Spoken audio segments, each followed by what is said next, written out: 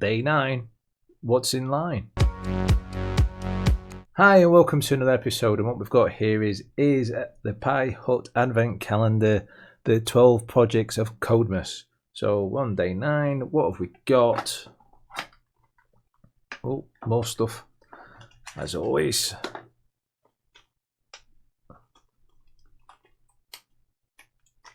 What is it? What is it? What is it? Some cables with, we've got 2 sets of black cables, one with male to male and one with male to female, and whatever this is, it's got a brassy coppery looking end to it there, and 2 legs, 2 pins. What have we got? What have we got? Let's go across to the website. Full tilt. Welcome to day 9 of the 12 projects of Codemas Advent Calendar. Today we're going to be using a sensor that detects movement, but not like our PIR sensor from day 7. This is a tilt sensor which can detect when it is tilted over a certain angle. Okay. Whilst we'll be using a simple ball tilt sensor which provides an on-off style output, in the outside world much more advanced versions are used in car alarms, boat and airplane robotics and more. This is a nice simple sensor that gives us a high signal when it's tilted over a certain angle. In fact, this is probably going to seem like a really easy considering all the components you've been tinkering with. Oh, maybe. Basically it's an on-off switch. Really? The fancy on-off switch. We have 1 tilt sensor switch, male to male jumper wires and male to female jumper wires. Today's project in today's box of fun is a ball tilt sensor, the little can with 2 legs sticking out. That can has a small metal ball inside. When you tilt the sensor, gravity pulls the ball downwards and makes it roll to the other end. The leg end has 2 contacts inside which connect to each leg. When the ball rolls down to the leg end, it connects these contacts or legs together as the metal is conductive, which then provides our Pico with a high signal. When we tilt it back, the ball rolls away from the connection and the connection is broken, sending the pin back to low. Great for robotic projects as the auto kill switch for your robot managers to roll over.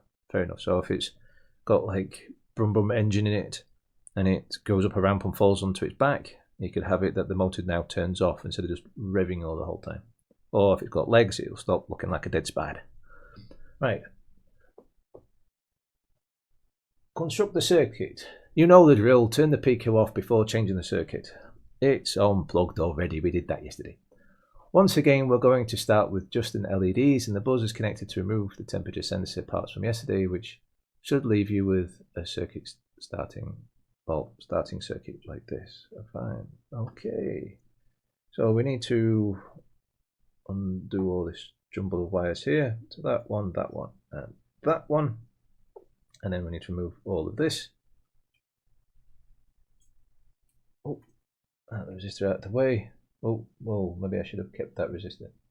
Right, that resistor can go back in box 8 because we want to keep it away from the other one. So I want to make sure that, I know it's easy to figure out what resistor value is what, but let's just move it out of the way for now. Well, I've got that in my hand still. I don't need it. Right. Back over to this.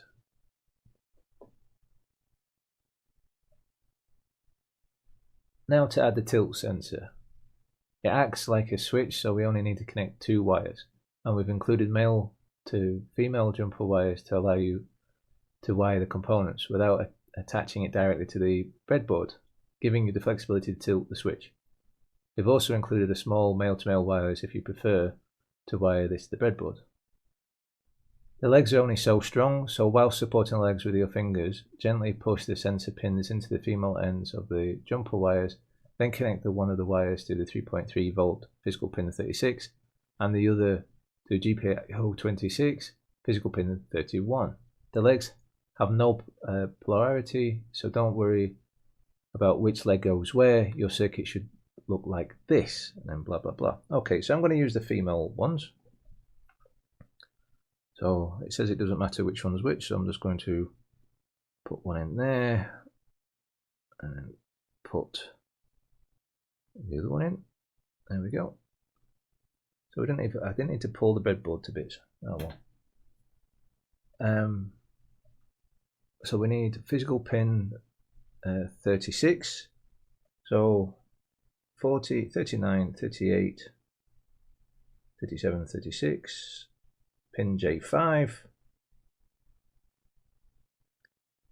Oh, get myself all tangled up here. Right, let's try again. Pin J5, and the other one is in pin 31. So 35, 34, 32, 31. If I've counted correctly, is pin J9. Is that correct? 40, 39, 38, 37, 36, 35, 34, 33, 32, 31. It's not, is it? J10. We should know this by now. I should know it. Right. 5 difference. Of course it is. Right. So there we go. That's them there. This rattles. Can you hear it?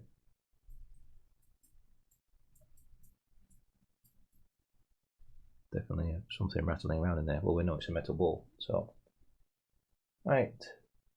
Basic tilt sensor program. Let's get a little program running to test our sensor and see how it works. We only need a handful of lines to use this kind of tilt sensor, as it works just like a button or a switch, triggering high or low signals. This is very similar to our button code from day 3, so we set our sensor pin with pull downs, then run a simple if statement looking for the pin to go high. Okay, so as always, they haven't told us to plug anything in, which I think they believe we're clever enough to do that all by ourselves, which we are, of course. Plug that in. Get all these other wires out of the way. Right, let's press stop. Found it. Copy this code, paste it, and as I always say, I think you should type all this out so you get memory, muscle memory. I'm doing it. Press start. So tilted. I could do with a check the fact that it's not tilted.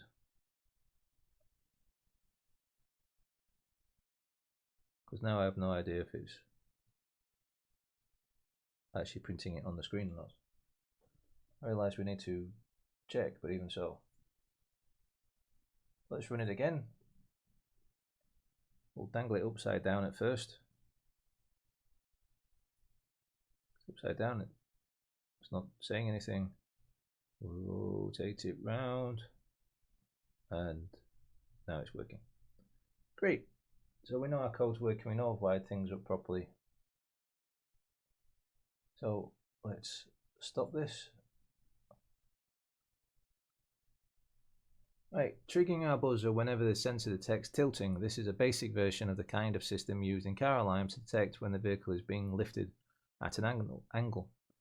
The example below adds the buzzer back into the code, which means we have to import PWM as we have done previously. It sets the buzzer frequency before the while loop, as we won't be changing the frequency, and then simply increase the buzzer duty volume when a tilt is detected.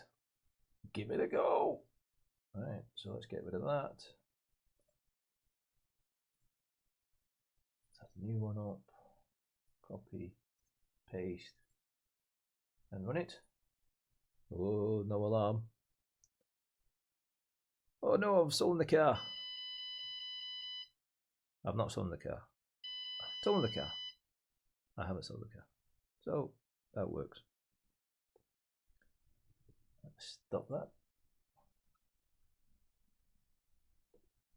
Tilt counter. In some projects, counting the number of times a sensor detected something can be very useful, like knowing how many times someone has entered a room or attempted to move an object. Let's alter our code to count each time a tilt is detected. The example below is a little smarter than our previous counter, as we've added a new, what have we added? That's in the way. State value. to ensure the pin always returns back to low before we count again. Otherwise, if we kept the sensor tilt high, it would just keep counting forever.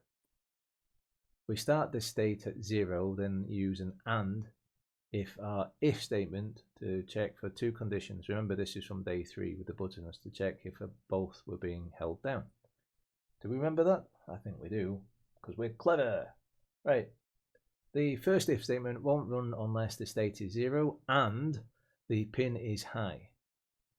When it does run, the block of code inside the if statement changes the state to 1, meaning it can't run this counting block again until we return the state to 0. The second if statement handles this. The second if statement only runs if the state is 1 and the pin is low, meaning we force the tilt the sensor back to trigger this block. Returning the state to 0, ready to be tilted again. The code. Try this example. Remember to keep your eye on the jumper wires, as this has a bit of a habit of popping out when you least expect it. Okay, right. So, get rid of that. As I said plenty of times before, it's maybe an idea to always save your work, especially if you've been playing around with it. Have slightly different versions so that you know what you're doing.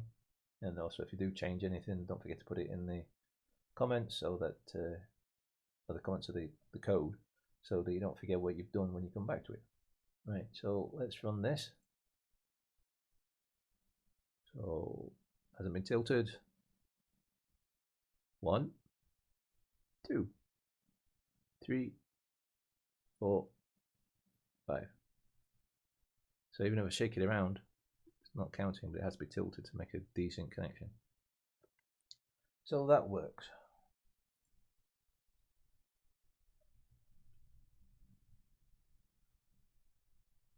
Now we turn to activity 2 and think about how you can improve this in the same way, waiting for the pin to trigger low again before allowing the buzzer to sound, or perhaps add the LEDs in for visual feedback on your tilt. Oh, I'll let you do that all by yourself and then put that in the comments of YouTube so that you can show me how you've done it. I think that'd be a nice, interesting way to teach each other how to do stuff. We should be able to do it from code that we've been done before, so have a read on how to do that from the past few days and then come back and do it. If you do anything interesting. As in one aspect, if someone comes up with it, the fact of, say that you get to 5, it lights the red LED. You get to 10, it lights the amber one but turns off the red LED. You get to 15, it turns off the red LED, sorry, the amber LED, but turns on the green LED. And change the buzzer style so that it gets a bit more panicky as the more times it's being tilted. Give that a go and let me know how you get on. Right, so day 9 is complete. Well done, makers, we've cracked another sensor. Today's sensor, some might call it a switch, was a little easier than others, especially if, as you are now familiar with MicroPython and approaches we're taking, but we thought a little breather would be good before we venture onto fun yet slightly more advanced goodies in the final 3 boxes. Oh, final 3 are going to get a bit more advanced, it seems. Right, today you learnt what a tilt sensor or switch is and why you might use one. Learned how to wire a tilt sensor into your circuit, easy peasy. How to use variables and if statements in a way that improves the robustness and accuracy of our project. Made a basic tilt alarm. Reuse lots of things we've already learnt. As always, please do not disassemble the circuit until tomorrow, where we will explore the fun next component. See you then. And for me, I would love it if that, from the end of that last project, you did put stuff in the comments saying how you've done stuff, so I can cut and paste the code and show it. And if anyone gets it done before tomorrow's video is being filmed, I will mention you and I'll mention your code. If nobody does it, maybe it's a bit late. But I would like, if you went down to the description and checked out the links for the Patreon and the Discord links, don't forget to hit that like button, the subscribe button, and definitely that notification bell. It all helps in the long run. But as always, happy gaming.